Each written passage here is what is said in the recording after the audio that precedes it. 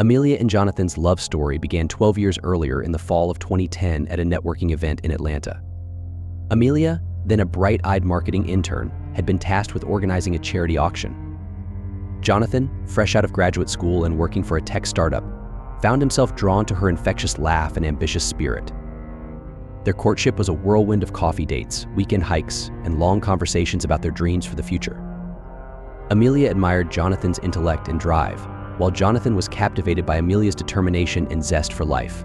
Within a year, they were engaged, and 6 months later, they exchanged vows in a picturesque ceremony overlooking the rolling hills. The early years of their marriage were marked by hard work and shared goals. Amelia threw herself into her marketing career, quickly climbing the ranks at her firm. Her natural charm and keen eye for market trends made her a favorite among clients. She had a knack for creating campaigns that resonated with the target audience, a talent that brought her both professional success and personal satisfaction. Jonathan's career in software engineering flourished in parallel. His innovative approach to problem-solving caught the attention of industry leaders, and he soon found himself in high demand. Late nights spent coding gave way to leadership roles and speaking engagements at tech conferences. As their careers soared, so did their personal life. They bought their home in Greenwood Hills, a spacious 4-bedroom house that Amelia had fallen in love with at first sight. Weekends were spent renovating, decorating, and turning the house into a home that reflected their shared tastes and aspirations. To the outside world, Amelia and Jonathan appeared to have it all. They hosted dinner parties where Amelia's culinary skills shone, and Jonathan's dry humor kept guests entertained. They took exotic vacations, posting enviable photos of sunsets in Bali and ski trips in the Swiss Alps. Their social media feeds were a carefully curated showcase of their seemingly perfect life. Yet, as the years passed, subtle cracks began to form in their foundation. The long hours devoted to their respective careers left little time for the passion that had once defined their relationship. Conversations about starting a family were repeatedly postponed, with both citing the need to achieve just one more professional milestone before taking that step. Still, they soldiered on, convinced that their love and shared history would be enough to weather any storm. Neither Amelia nor Jonathan could have predicted the tempest that was about to engulf their lives, threatening to destroy everything they had built together. Serena Carter's arrival in Greenwood Hills brought a fresh energy to the neighborhood. At 33, she was starting over after a painful divorce, determined to rebuild her life on her own terms. With her infectious laugh, Serena stood out among the more conservative residents of the suburb. It was Amelia who first reached out to Serena, dropping by with a welcome basket filled with local treats and a bottle of wine. The two women hit it off immediately, bonding over their shared love of art and travel. Amelia, who had always harbored a secret desire to be more creative, was fascinated by Serena's stories of teaching art to middle schoolers and her own artistic pursuits. As winter melted into spring, Serena became a regular fixture at the Logan home. She and Amelia would spend weekends exploring local galleries or trying out new recipes in Amelia's gourmet kitchen. Jonathan, initially content to let the women have their girl time, found himself increasingly drawn into their conversations, particularly when Serena would discuss the latest exhibits at the museum where she volunteered. Serena's presence seemed to breathe new life into the Logan social circle. Her quick wit and adventurous spirit added a spark to their dinner parties. She introduced the couple to new restaurants, dragged them to outdoor concerts, and even convinced the usually reserved Jonathan to try salsa dancing. For Amelia, Serena represented a kind of freedom she had never allowed herself. She admired her friend's ability to reinvent herself after her divorce, to pursue her passions without apology. Amelia saw a road not taken, a life lived with more spontaneity and less concern for others' expectations. Jonathan, too, found himself looking forward to Serena's visits. Her perspective on art and culture opened up new avenues of conversation, a welcome change from the work-related discussions that had come to dominate his interactions with Amelia. He appreciated Serena's ability to draw him out of his shell, to make him see the world through fresh eyes. None of them realized that this newfound friendship was setting the stage for a betrayal that would shatter their lives forever. The seeds of the affair were sown on a balmy evening in late April. Amelia was out of town for a marketing conference, and Jonathan had invited Serena over for dinner, not wanting to eat alone. As they sat together, sharing a bottle of wine and watching the sunset, something shifted in the air between them. Serena, feeling bold from the wine and the intimate setting, began to open up about her failed marriage. She spoke of feeling unloved, unappreciated, and ultimately unwanted. Jonathan, moved by her vulnerability, found himself sharing his own feelings of disconnection within his marriage. The long hours, the focus on career advancement, the gradual fading of passion all tumbled out in a rush of confession. In that moment of shared loneliness, their eyes met, and the spark that had been smoldering burst into flame. The first kiss was hesitant, almost chaste, but it quickly deepened into something more urgent, more primal. Guilt and desire warred within both of them, but desire won out. That night marked the beginning of their clandestine relationship. In the weeks that followed, Jonathan and Serena constructed an elaborate web of lies to conceal their affair. They stole moments together whenever they could, lunch breaks spent in secluded corners of parks, fake work events that provided cover for rendezvous at out-of-town hotels, early morning meetings that were really hurried encounters in Serena's art studio. The affair brought a renewed sense of excitement to both their lives. For Jonathan, Serena represented passion and spontaneity, qualities he felt had been lacking in his life with Amelia. He reveled in Serena's artistic nature, the way she saw beauty in the everyday world. For Serena, Jonathan offered stability and intellectual stimulation, a stark contrast to her ex-husband's volatility and disinterest in her work. Yet even as they reveled in their newfound connection, the weight of their deception hung heavy. There were close calls, a lipstick stain hastily wiped from Jonathan's collar, a text message not deleted quickly enough, unexplained absences that required increasingly complex explanations. One particularly close call came during a neighborhood barbecue. As Amelia chatted with other guests, Jonathan and Serena found themselves alone in the kitchen. Unable to resist, they shared a passionate kiss, only to spring apart at the sound of approaching footsteps. It was their neighbor, Derek, coming to refill his drink. He gave them an odd look, but said nothing, leaving Jonathan and Serena to wonder if he had seen anything. As spring turned to summer, the affair intensified. Jonathan and Serena began to talk about a future together, even as guilt gnawed at them both. They knew they were playing with fire, but neither seemed able or willing to put an end to it. Little did they know that their carefully constructed house of cards was about to come crashing down around them. The first inkling that something was amiss came to Amelia on a sunny Saturday morning in early June. She had woken early, intending to surprise Jonathan with breakfast in bed, only to find his side of the bed empty and cold. His running shoes were by the door, but his car was gone from the driveway. When Jonathan returned an hour later, flushed and slightly out of breath, he claimed he had gone for a long run and then driven to pick up fresh bagels. Amelia nodded, accepting his explanation, but a small seed of doubt had been planted. Over the next few weeks, Amelia began to notice other small changes in Jonathan's behavior. He was more attentive than usual, bringing her flowers for no reason and suggesting date nights out of the blue. Yet at the same time, he seemed distant, often lost in thought, his fingers constantly hovering over his phone as if waiting for a message. Jonathan's work hours became erratic. He began coming home later, citing project deadlines and client meetings. But when Amelia casually mentioned his late nights to a colleague of Jonathan's at a social event, the colleague seemed confused, saying things had been relatively quiet at the office lately. Even Jonathan's scent seemed different to Amelia. One night, as she leaned in to kiss him hello, she caught a whiff of an unfamiliar perfume. When she commented on it, Jonathan laughed it off, saying he must have picked it up from the crowded elevator at work. Amelia tried to dismiss her growing unease, telling herself she was being paranoid. After all, this was Jonathan, her Jonathan, the man she had built a life with, the man she trusted implicitly. And yet, the doubts persisted, nagging at her in quiet moments. She found herself watching Jonathan more closely, noting how his eyes would light up when Serena entered a room, the way their conversations seemed to exclude everyone else. She told herself it was natural. Serena was their friend. Of course, Jonathan enjoyed her company. But a voice in the back of Amelia's mind whispered that there was more to it than that. As June wore on, Amelia's suspicions grew stronger. She began to check Jonathan's phone when he was in the shower, scroll through his emails when he left his laptop open. She knew it was wrong, a violation of his privacy, but she couldn't help herself. She needed to know the truth, even as she dreaded what she might find. Finally, unable to bear the uncertainty any longer, Amelia made a decision. She would follow Jonathan and see for herself what he was hiding. Little did she know that her world was about to shatter into a million pieces. On the sweltering afternoon of June 14th, Amelia's suspicions finally reached a breaking point. Jonathan had announced over breakfast that he had a late meeting and wouldn't be home for dinner. A quick call to his office confirmed what Amelia had begun to suspect: there was no meeting scheduled. Heart pounding, palms sweating, Amelia decided to follow Jonathan. She called in sick to work, something she had never done before, and parked her car a block away from their house. As Jonathan's car pulled out of the driveway, Amelia followed at a discreet distance, her hands shaking on the steering wheel.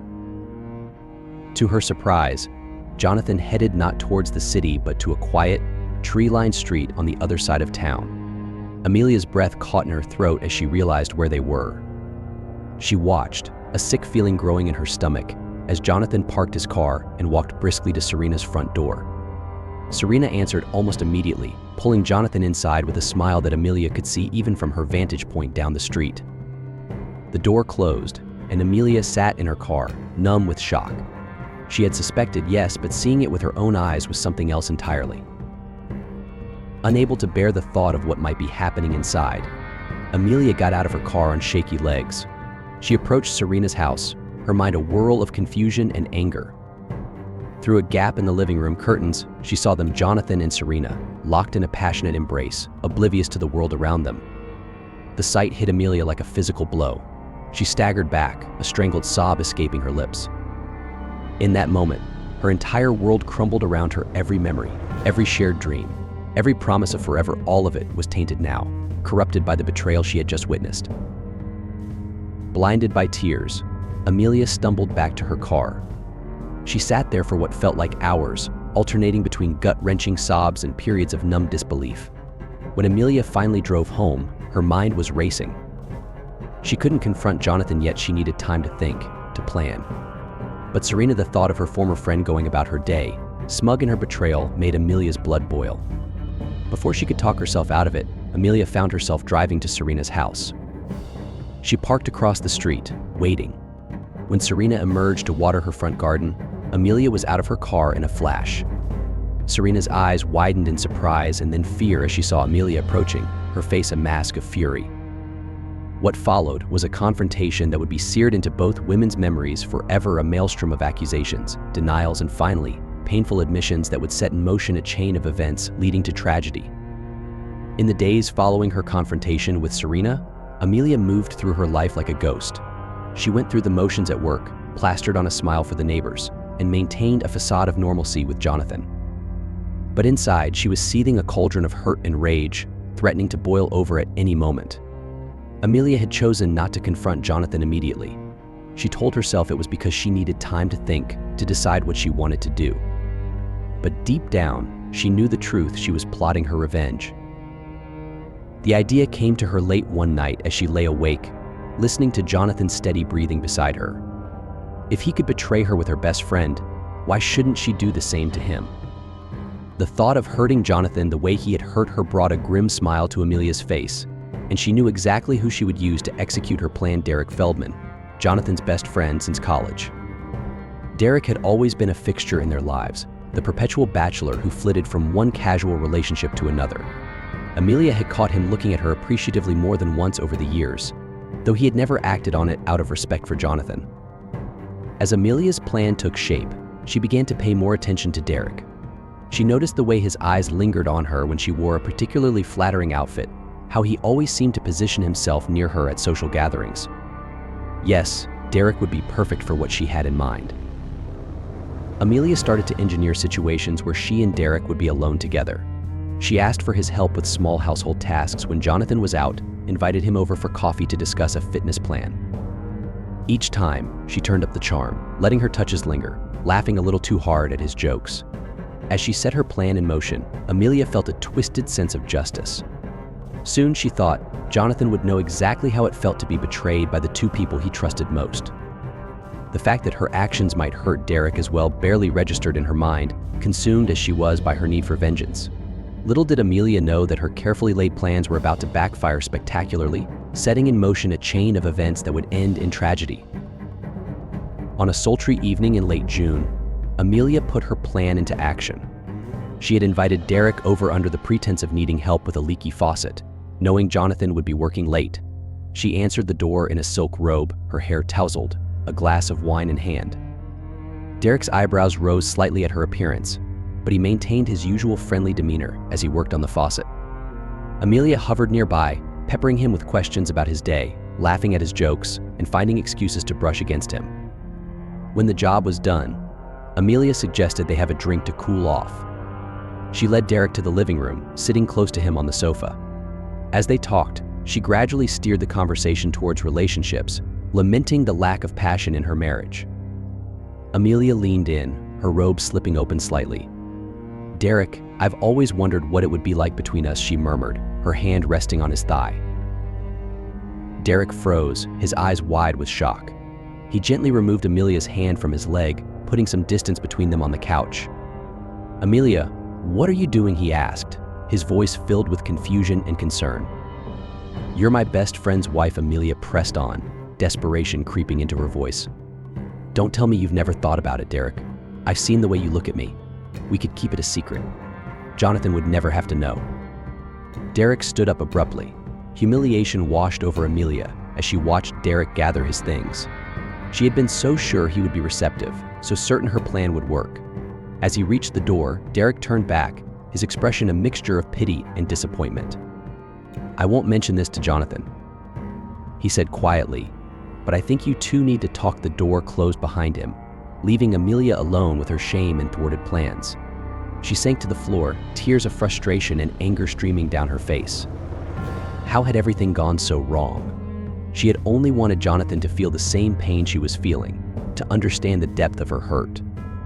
As the initial shock of rejection faded, a new fear gripped Amelia. Despite Derek's assurance, she couldn't be certain he wouldn't tell Jonathan about her attempted seduction. The thought of Jonathan finding out, of him having the moral high ground despite his own betrayal, was unbearable. Little did Amelia know that her worst fears were about to be realized, setting the stage for a confrontation that would end in tragedy. The following evening, Amelia was in the kitchen preparing dinner when she heard Jonathan's car pull into the driveway. Her hands shook slightly as she chopped vegetables, wondering if this would be the moment when everything came to a head. Jonathan entered the house, his footsteps heavy, his greeting lacking its usual warmth. Amelia's heart raced as she heard him approach the kitchen. When she turned to face him, the look in his eyes confirmed her worst fears. Derek had told him everything. "Amelia, we need to talk," Jonathan said, his voice tight with barely contained anger.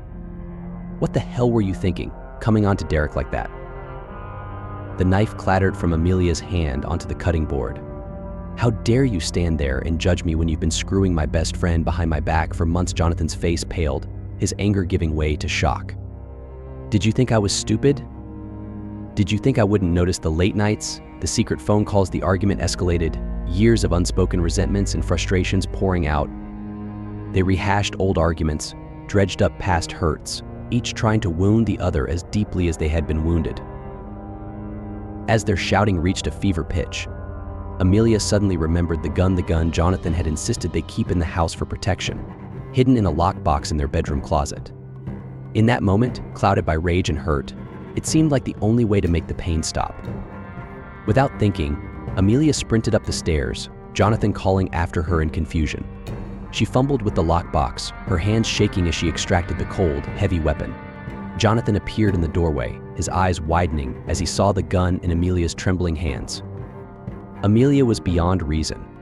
All she could see was red, the red of her anger, the red of her pain, the red of the future she had lost. As Jonathan took a step towards her, his hands raised in a placating gesture, Amelia's finger tightened on the trigger. The sound of the gunshot echoed through the house, followed by a deafening silence. Time seemed to stand still in the aftermath of the gunshot. Amelia stood frozen, the smoking gun still clutched in her shaking hands as Jonathan crumpled to the floor. The acrid smell of gunpowder filled the air, mixing with the metallic scent of blood that was quickly spreading across the beige carpet. For a moment, Amelia couldn't process what had happened. She stared at Jonathan's prone form, waiting for him to get up, to yell at her, to do anything, but he remained motionless, a dark stain blossoming on his chest. Amelia's anguished scream pierced the quiet of the suburban evening. She gathered Jonathan's lifeless body in her arms, rocking back and forth. Tears streamed down her face, mixing with the blood that was soaking into her clothes. In the distance, she could hear the wail of sirens growing closer. A neighbor must have heard the gunshot and called the police. Amelia knew she should run, should try to hide what she had done, but she couldn't bring herself to leave Jonathan's side. As the sirens grew louder, Amelia's mind raced through the events that had led to this moment, the happy years of her marriage, the gradual drift apart, the affair, her misguided attempt at revenge. It all seemed so trivial now in the face of what she had done. The front door burst open downstairs, and Amelia could hear the heavy footsteps of police officers entering the house. The Logan residence quickly transformed into a hive of activity as law enforcement descended upon the scene. Crime scene technicians meticulously combed through the house, photographing evidence and collecting samples. The bedroom, with its blood-stained carpet and discarded weapon, became the focal point of their investigation. Detective Ava Ramirez, a seasoned homicide investigator, took charge of the case. She found Amelia in the living room, still in her blood-soaked clothes, her eyes vacant and her responses monosyllabic. Despite her state of shock, Amelia was read her rights and taken into custody. At the police station, Amelia's initial shock gave way to a flood of emotion. Between sobs, she confessed to shooting Jonathan, recounting the events that led to that fatal moment. Detective Ramirez listened impassively, her pen scratching across her notepad as Amelia poured out her story of betrayal, jealousy, and misguided revenge. As Amelia's statement was being recorded, other officers were piecing together the puzzle. They interviewed neighbors who reported hearing the couple's argument escalating throughout the evening. Serena Carter was brought in for questioning, her tear-stained face a mask of guilt and grief as she confirmed her affair with Jonathan. Derek provided his own statement, reluctantly sharing the details of Amelia's failed seduction attempt and his subsequent conversation with Jonathan. His testimony painted a picture of a marriage in crisis, pushed to its breaking point by infidelity and misunderstanding. Forensic evidence corroborated Amelia's confession. Gunshot residue was found on her hands, and the bullet extracted from Jonathan's body matched the gun registered in his name. The courtroom was packed each day, filled with curious onlookers eager to witness the unfolding drama of love, betrayal, and murder. The prosecutor painted a damning picture of Amelia as a woman consumed by jealousy and rage, who had coldly plotted revenge before resorting to murder. She emphasized the premeditated nature of Amelia's actions, from her attempted seduction of Derek to her retrieval of the gun during the argument. The testimony of Serena proved to be a pivotal moment in the trial. Tearfully, she recounted her affair with Jonathan, admitting to the pain and damage they had caused. Her evident remorse and guilt seemed to sway some jurors, lending credence to the defense's narrative of Amelia as a wronged wife pushed too far. Derek's testimony was equally impactful. He described Amelia's unsuccessful attempt to seduce him, his voice thick with discomfort as he recounted the details. However, he also spoke of the deep love he had always observed between Amelia and Jonathan, suggesting that their actions were out of character for both of them. Throughout the trial, Amelia sat quietly at the defense table, her once vibrant presence diminished by grief and regret. When she finally took the stand, her testimony was a heart-wrenching account of a marriage unraveled by miscommunication and betrayal. She expressed deep remorse for her actions, stating that she would gladly trade places with Jonathan if she could. 2 weeks later, at the sentencing hearing, Judge Harriet Goodwin delivered Amelia's fate, taking into account the circumstances of the crime and Amelia's lack of prior criminal history. She sentenced Amelia to 18 years in prison, with the possibility of parole after 15 years. As Amelia was led away in handcuffs, the tragic conclusion of a once happy marriage was complete. The cautionary tale of the Logans would long be remembered in Greenwood Hills, a somber reminder of how quickly love can turn to hatred and how devastating the consequences of betrayal can be.